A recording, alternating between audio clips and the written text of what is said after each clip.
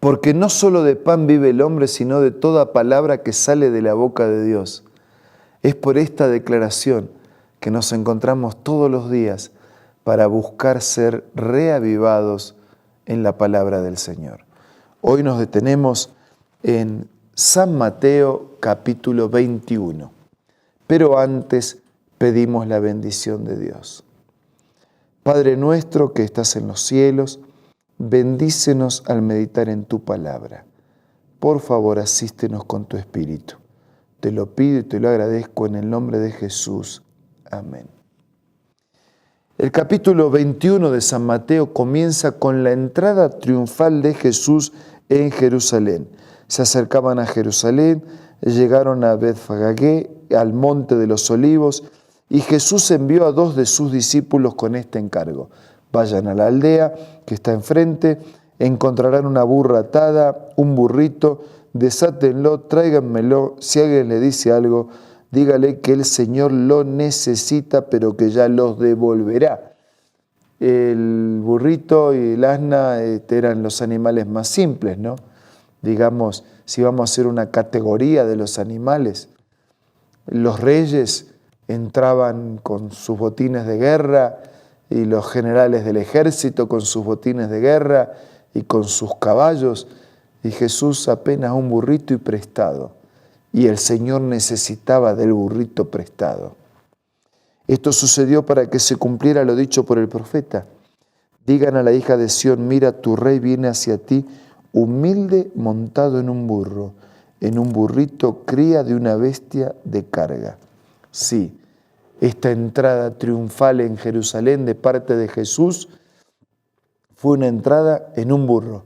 Muchos esperaban la instauración de un reino en la tierra, y Mateo habla de este reino, y Jesús vino a establecer el reino, pero no era un reino físico y material en esta tierra, era un reino espiritual.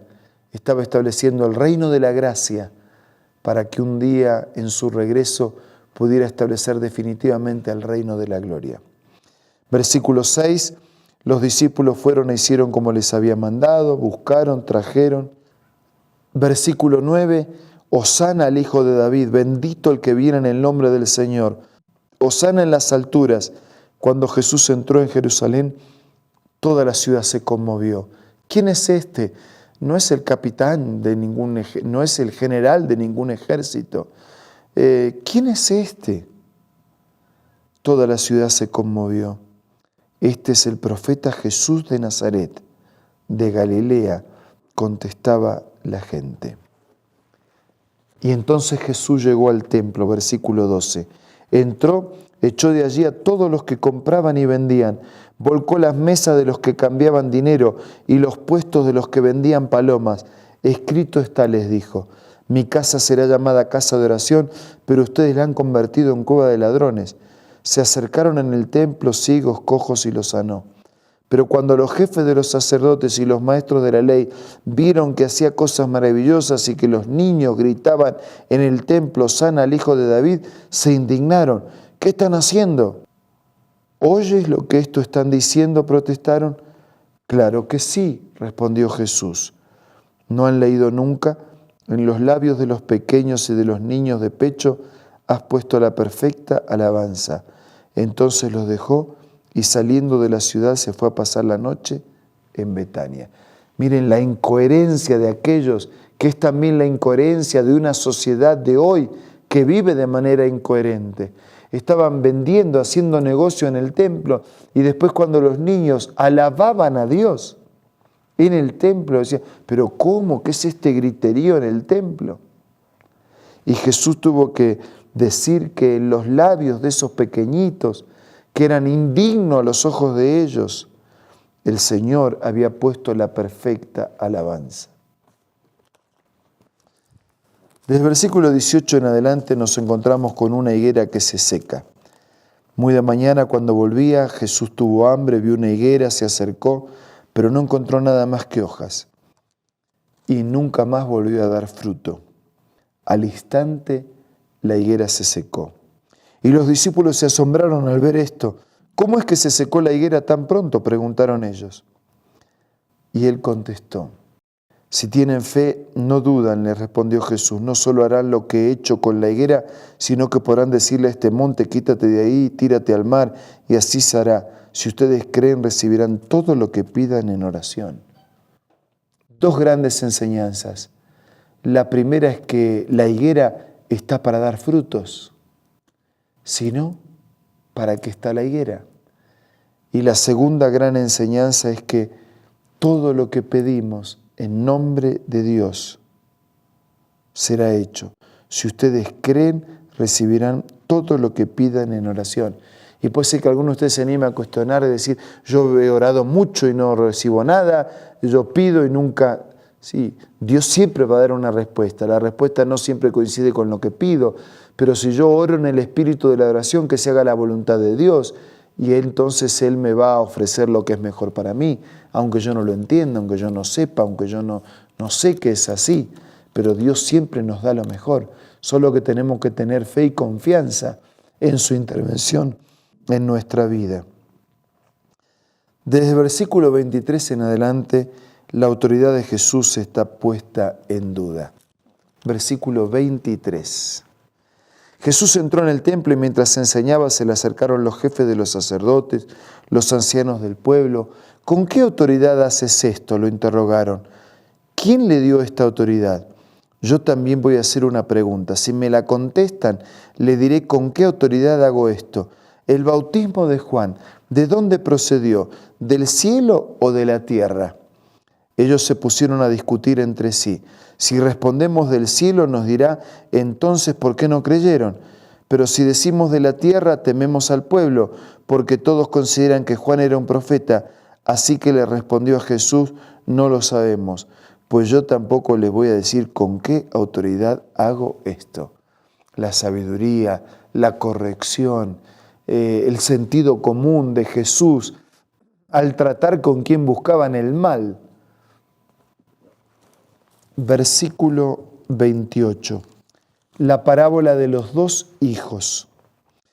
Había un hombre que tenía 2 hijos. Se dirigió al primero y le pidió, hijo, ve a trabajar hoy en el viñedo. No quiero, contestó. Pero después se arrepintió y fue. El padre se dirigió al otro hijo y le dijo lo mismo, pero este dijo sí, pero al final no fue. ¿Cuál de los dos hizo lo que su padre quería? El primero, contestaron ellos.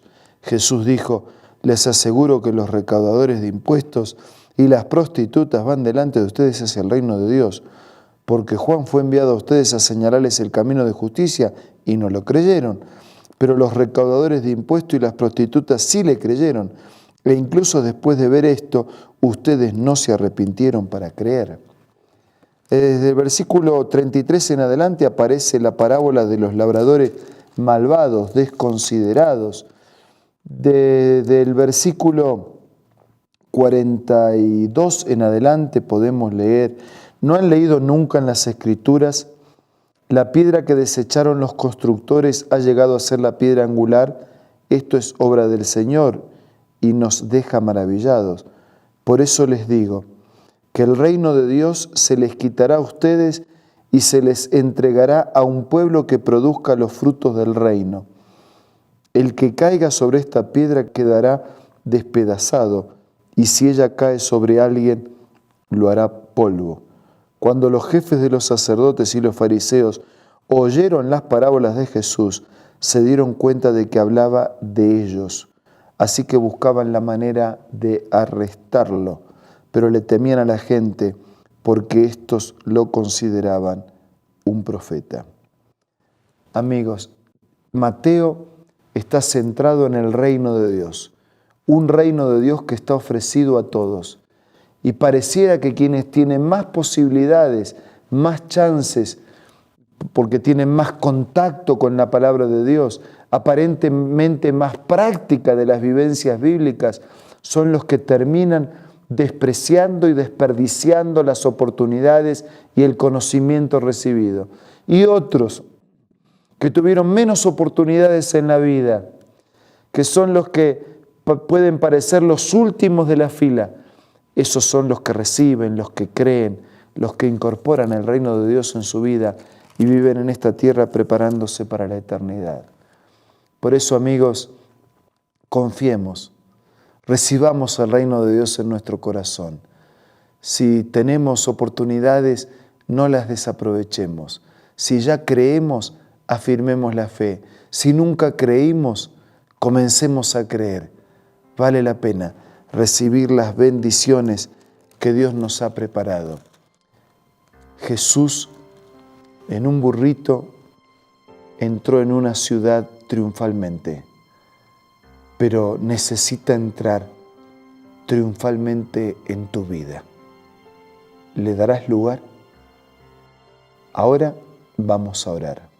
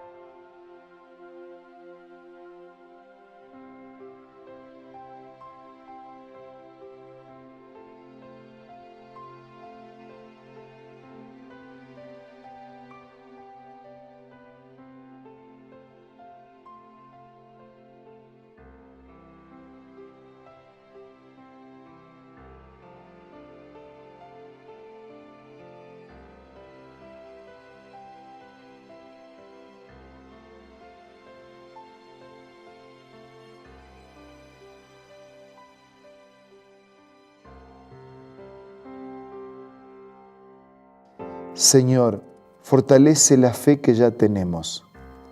Perdona nuestra incredulidad y ayúdanos a creer de verdad. Abrimos nuestro corazón para que Jesús haga su entrada triunfal, para que nos gobierne, para que nos dirija, para que nos sostenga, para que nos proteja y finalmente para que nos salve. Nada merecemos, pero agradecidos te pedimos todo en el nombre de Jesús. Amén. Amigos, muchas gracias por la compañía. Nos reencontramos mañana para seguir siendo reavivados por la palabra del Señor.